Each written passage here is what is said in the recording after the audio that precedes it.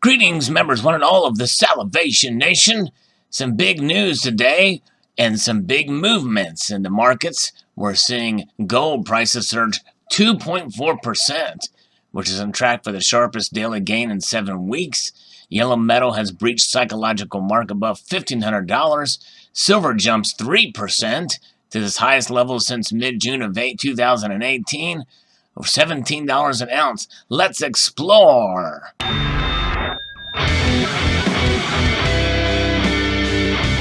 This comes to us from Market Watch. Gold prices Wednesday midday jumped above an important psychological level at $1,500 amid a round of easy money policies that helped to stroke fresh appetite for the perceived safety of precious metals.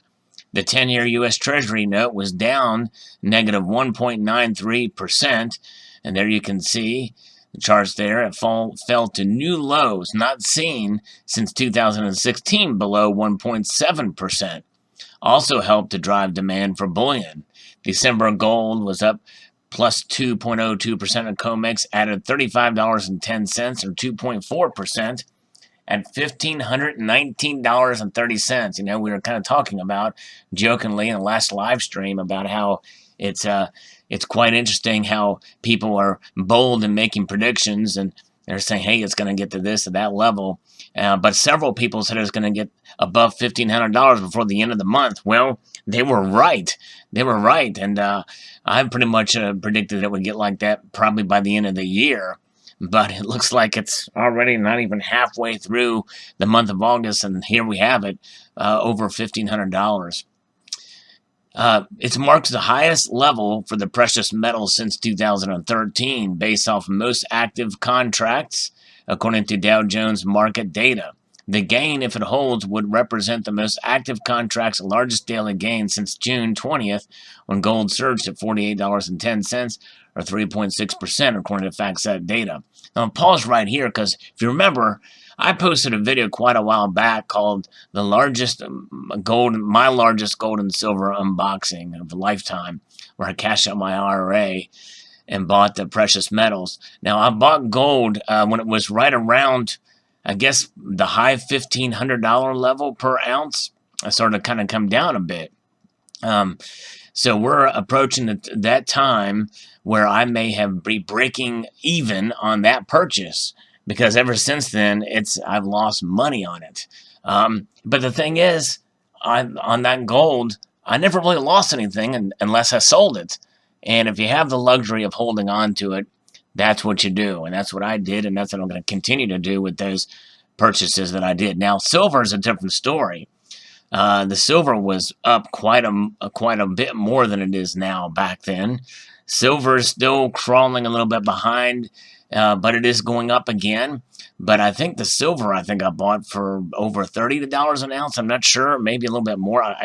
That's one receipt I wish I would have kept to see exactly what I paid for that stuff. But, you know, I'm not very good at with some of the paperwork and the like, or even documenting, because, you know, I'm more of a collector in a sense. I don't like dollar cost average probably like I should, but nonetheless,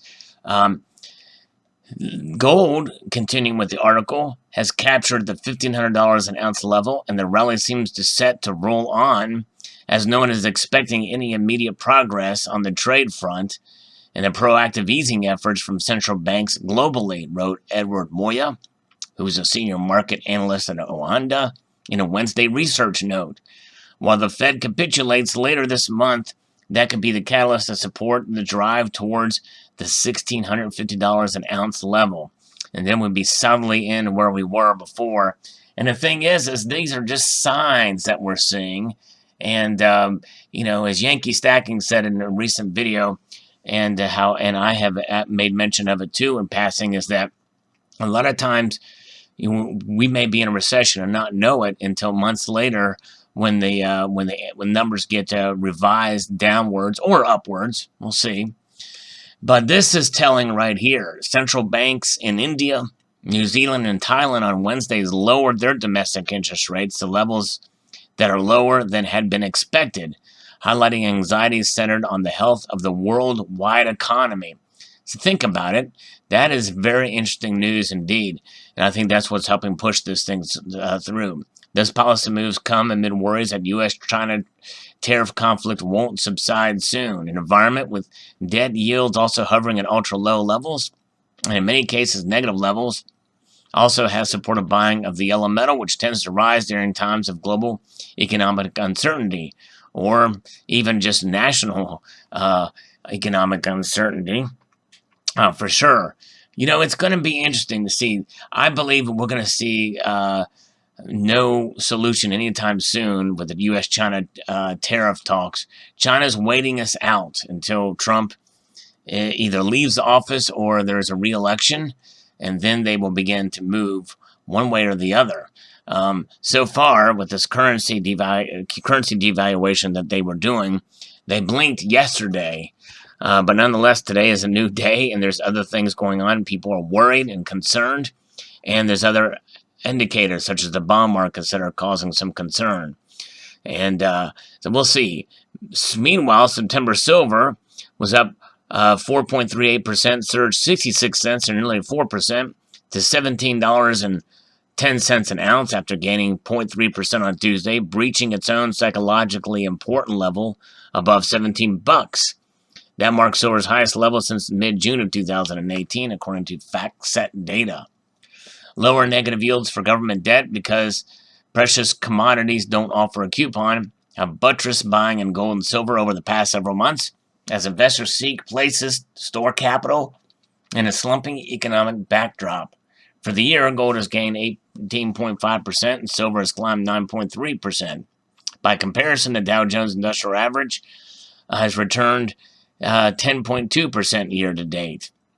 The S&P 500 has climbed 14%, while the Nasdaq Composite Index has advanced 17.4%.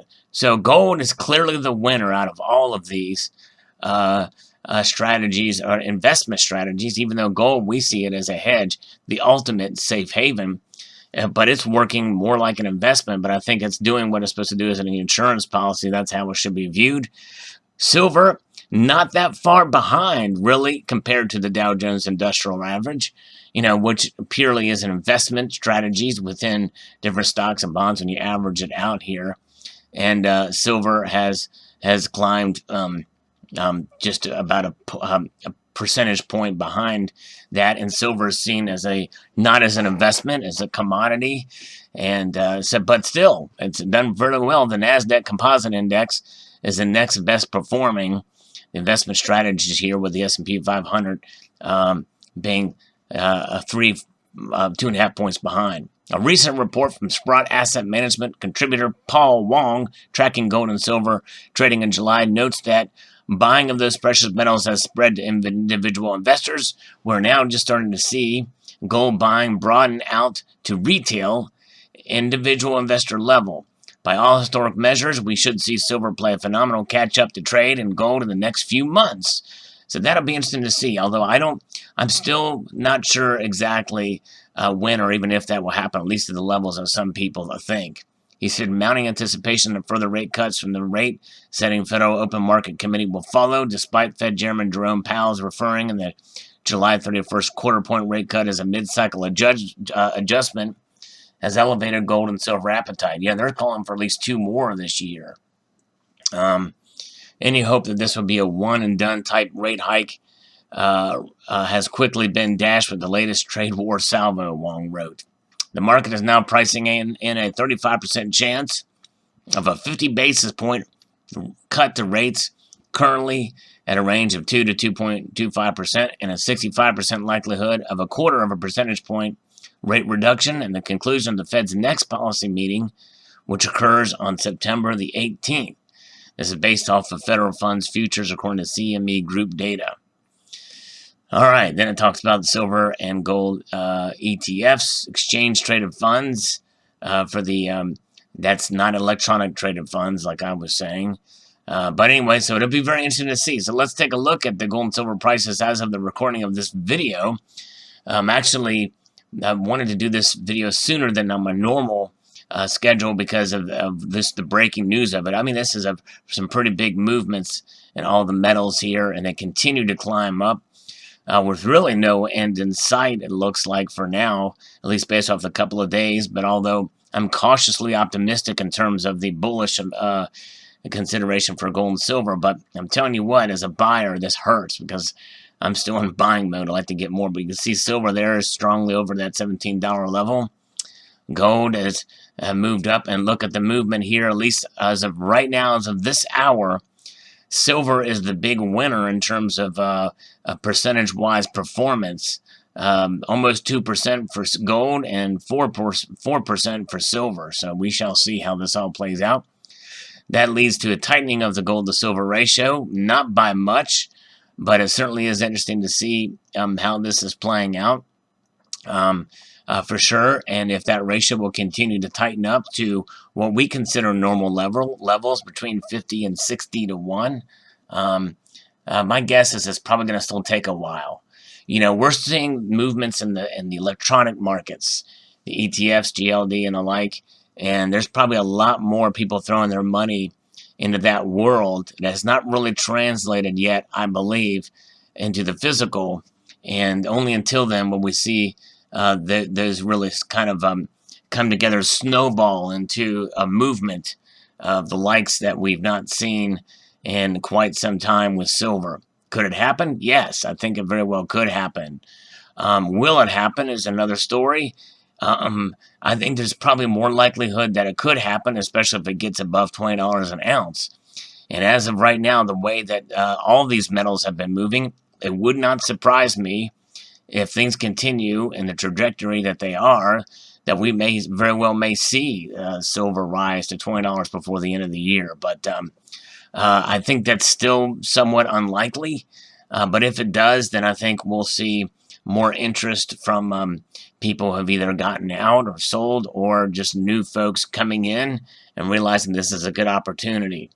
There are several members of this community here who have talked about silver being a bargain at $20 an ounce or below. So it's still at a bargain if you do believe that, at $17.20 an ounce. We'll see how it plays out. But nonetheless, it is an exciting day in one ways, because I think it validates what we've been doing with silver and gold, buying it. But we shall see how things play out just even tomorrow. You know, we could lose all this stuff. You know, it's crazy. So we shall see. But post your thoughts below. Exciting and interesting news indeed. Gold over $1,500. Silver over $17 an ounce. And pressing onwards for sure. Like to extend a multitude of gratitude to you all for watching, and encourage you to please rate, share, comment, and subscribe.